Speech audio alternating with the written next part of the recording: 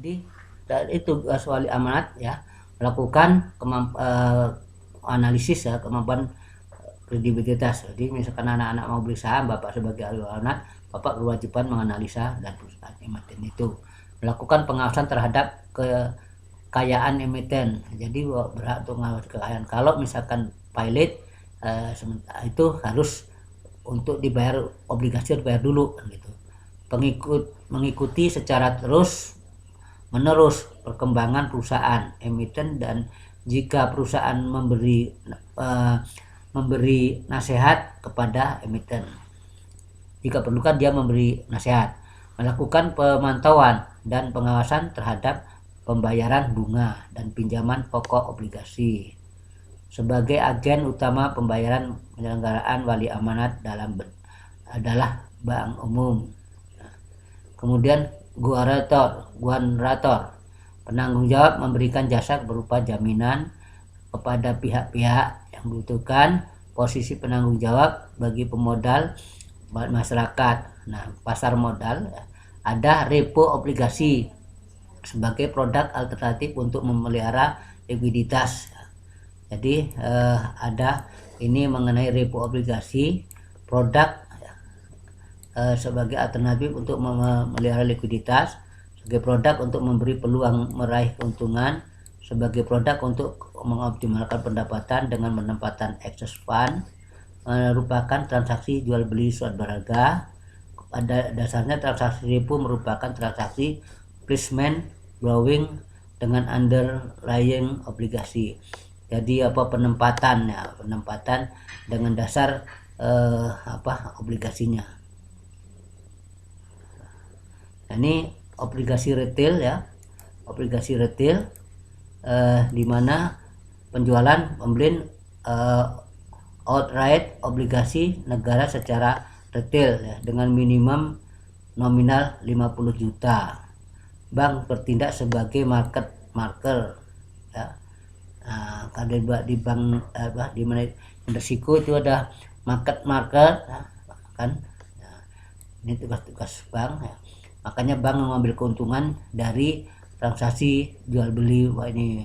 Jadi sebenarnya kalau seperti bank umum seperti BNI itu justru pendapatan lainnya itu dengan transaksi penempatan ini sebagai agen daripada jual beli saham dan sebagainya.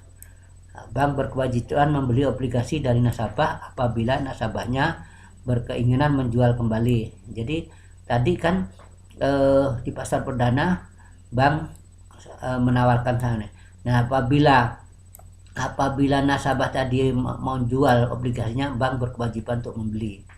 Cabang bank dilibatkan dalam transaksi sebagai pemelihara rekening nasabah, dealing room, memberi quotation harga, kuasi kuota quotation daripada harga, berapa sih dia misalkan harga jual, berapa harga beli.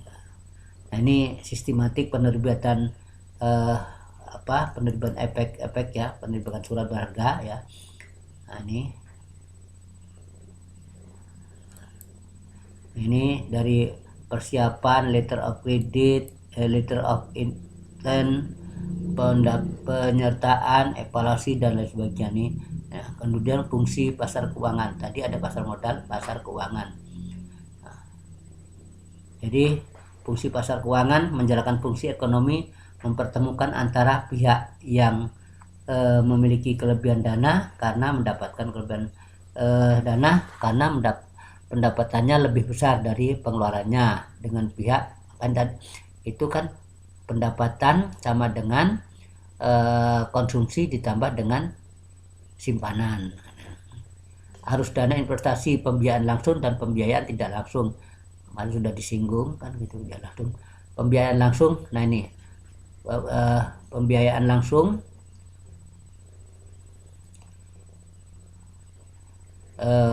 ini kalau pembiayaan langsung mereka langsung melakukan transaksi ya, langsung transaksi. Tapi kalau pembiayaan tidak langsung, nah sini melalui pasar uang. Pasar uang itu adalah bank ya. Jadi ini yang punya modal dia masukkan ke pasar uang, kemudian dibelikan kepada. Nah, ini gedung BNI ya. Untuk yang belum tahu, gedung BNI inilah di zaman Orde Baru disebut gedung pintar, gedung tertinggi di Jakarta saat itu. Ini waktu itu mau dibuat 46 lantai, tidak boleh melebihi Monas, sehingga hanya dibuat 25 lantai. Di pengalaman bapak sering kalau rapat itu juga sering di lantai biasanya 25 kan gitu.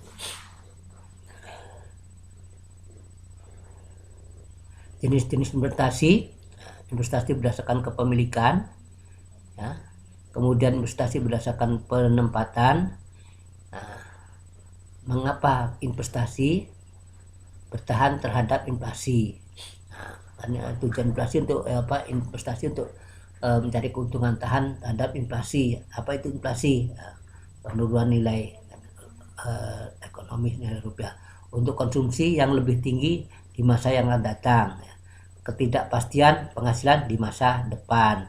Jadi perlu berinvestasi, mempersiapkan diri ya, pemahaman diri, risiko investasi. Nah, ini risiko investasi internal investor ya. Risiko investasi ini ada internal investor, ada risiko eksternal ya, risiko bisnis, risiko keuangan, likuiditas, nilai tukar, politik ya. Risiko lainnya ya kan, ini pialang, risiko grup, risiko emiten.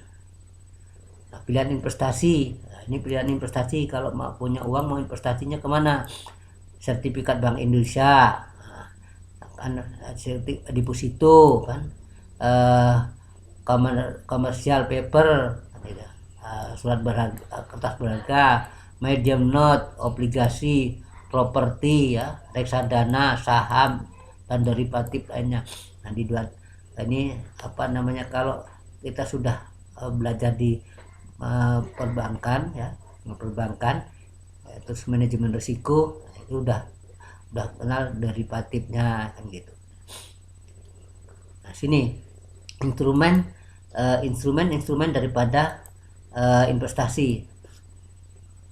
Investment risiko, risk and return. Jadi apa namanya, dalam investasi itu ada risiko, ada keuntungan ya. Nah, dalam gambar ini ya, gambar ini returnnya, ini risknya. Jadi apa ada kan high return, high risk, low return, low risk kan gitu. High impact,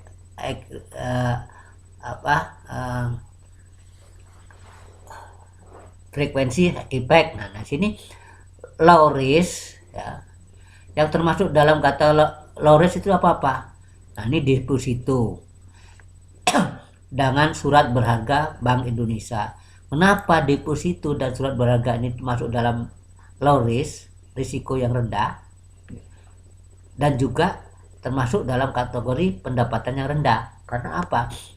Yang jelas kalau deposito dan surat berharga ini adalah dijamin oleh pemerintah. Nah, dijamin oleh pemerintah. Apalagi ini surat berharga pemerintah Bank Indonesia, dijamin oleh pemerintah. Nah, dia risikonya rendah, nggak mungkin tidak akan terbayar karena ada jaminan kan gitu pemerintah, kecuali pemerintahnya yang dibubarkan. Nah, kemudian risiko sedang ya, ini obligasi ya. Kenapa obligasi termasuk risiko sedang? Nah, karena ini apabila perusahaannya itu dilikuidasi ya, kalau dia bisa mengembalikan, dia sudah menyelesaikan utang-utang lainnya, utang obligasi harus dibayar. Nah, saham ini risikonya sangat tinggi ya, risikonya sangat tinggi ya, dan juga returnnya juga tinggi. Kalau perusahaan menguntungkan, dia dapatnya EPS-nya tinggi, tapi risikonya tinggi. Kalau perusahaannya pilot, modal kita hilang. Itu jadi biasa kalau gambarkan, tanya kenapa di bursa itu rendah, FPI rendah, kenapa saham itu risiko tinggi, dan tapi returnnya juga tinggi. Ini kan